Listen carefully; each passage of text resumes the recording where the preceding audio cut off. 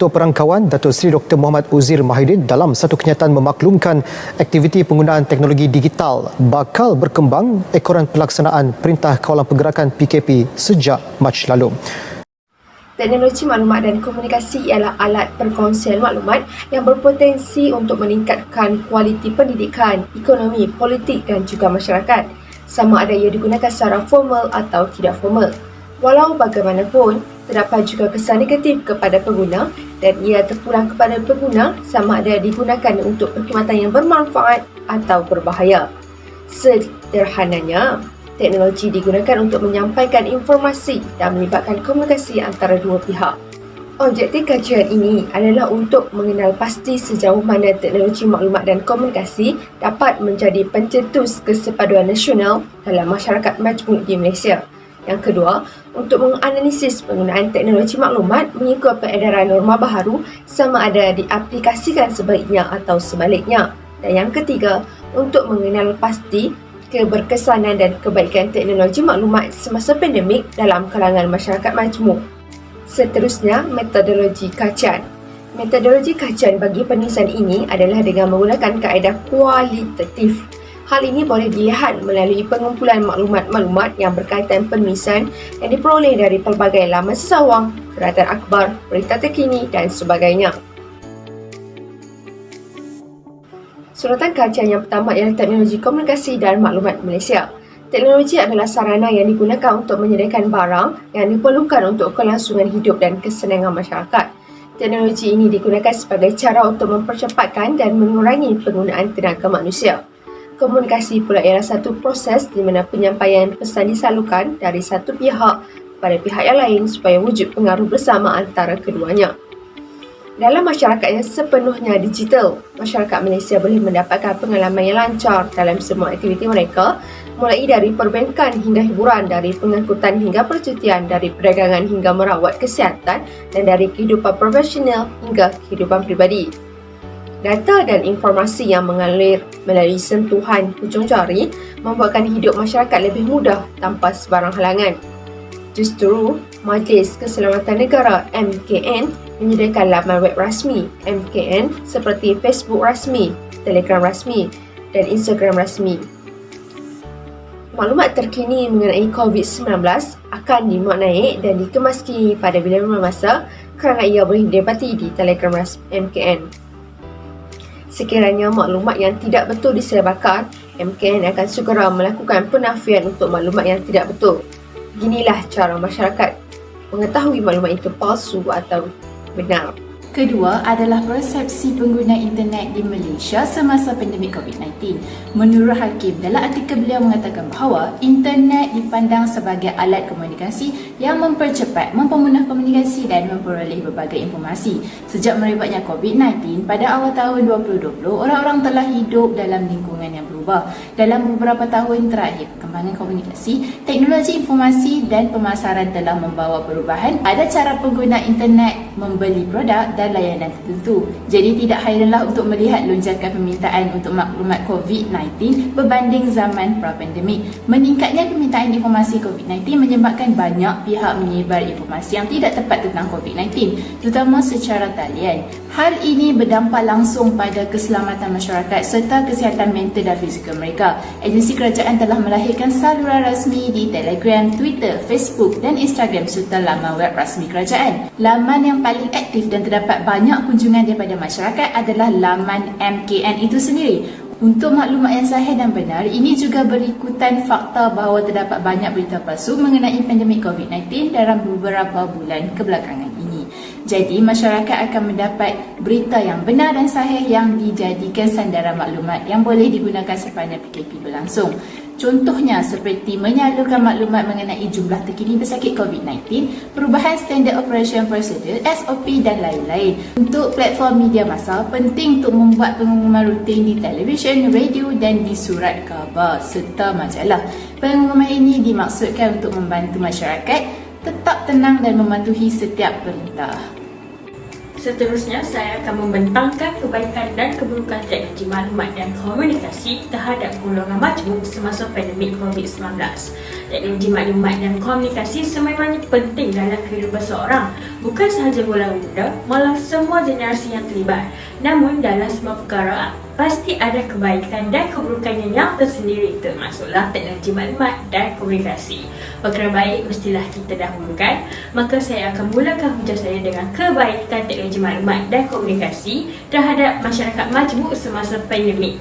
Kebaikannya ialah ia memudahkan segala urusan harian masyarakat. Ini dapat dilihat daripada pelancaran aplikasi MySejahtera di mana masyarakat boleh mendapatkan rawatan menerusi alam maya, dan dengan aplikasi ini juga masyarakat boleh membuat temu janji terlebih dahulu sebelum menerima rawatan. Selain itu, kebaikan teknologi maklumat dan komunikasi ialah urusan-urusan pembayaran dapat dimudahkan di mana masyarakat boleh melakukan transaksi secara atas talian seperti pembayaran saman.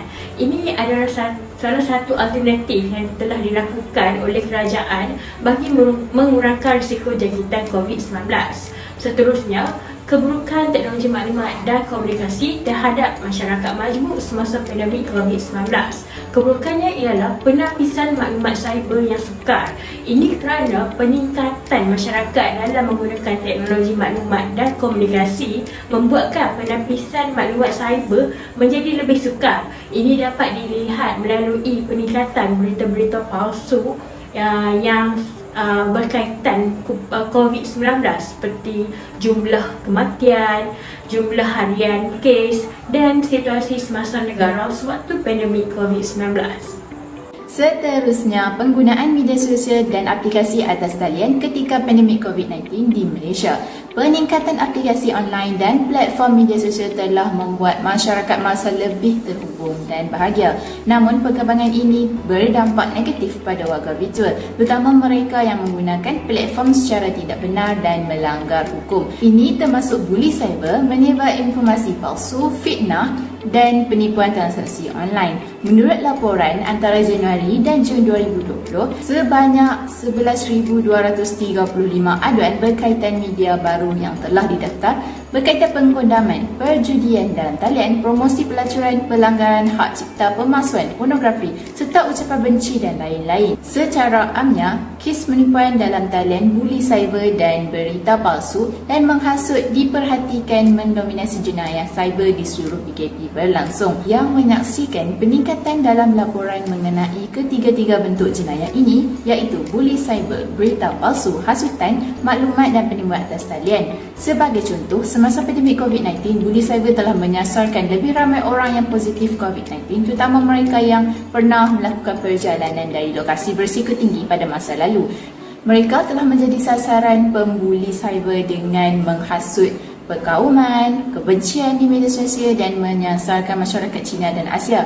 Antara kes yang dilaporkan ialah pengguna gelaran yang tidak sesuai untuk kumpulan etnik tertentu seperti virus Wuhan, virus China dan Kung Flu, dan juga melibatkan pesakit COVID-19 seperti pesakit yang pulang dari China. Keberkesanan teknologi maklumat dan komunikasi semasa pandemik COVID-19.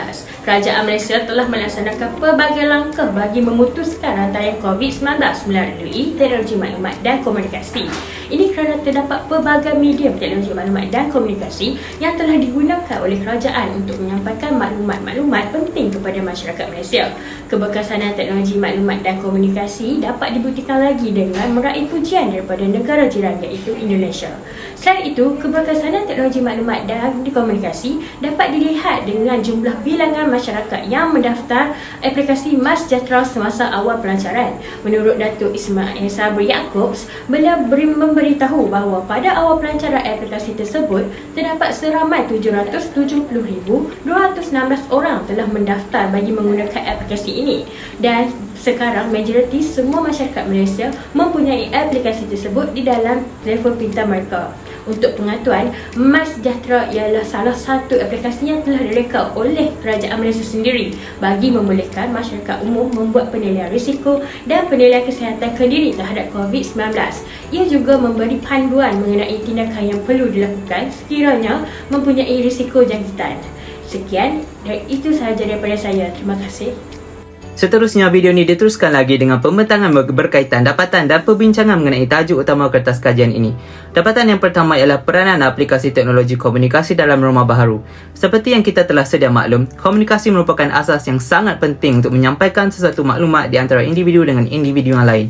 Berdasarkan keputusan kajian yang telah dilakukan, penggemaran sesuatu aplikasi teknologi seperti WhatsApp juga memainkan peranan yang penting kerana majoriti masyarakat majmuk gemar menggunakan aplikasi WhatsApp sebagai medium utama untuk berhubung di antara satu sama lain.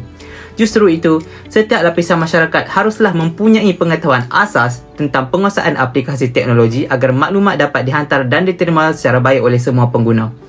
Ini telah dibuktikan melalui kajian daripada Nur Sheila Salihah dan Muhammad Syafi Rosli pada tahun 2020 bahawa media sosial dan aplikasi teknologi komunikasi mampu menyumbangkan kesan yang lebih positif kepada masyarakat dalam menempuhi perubahan teknologi dunia yang semakin pesat dalam abad 21 ini.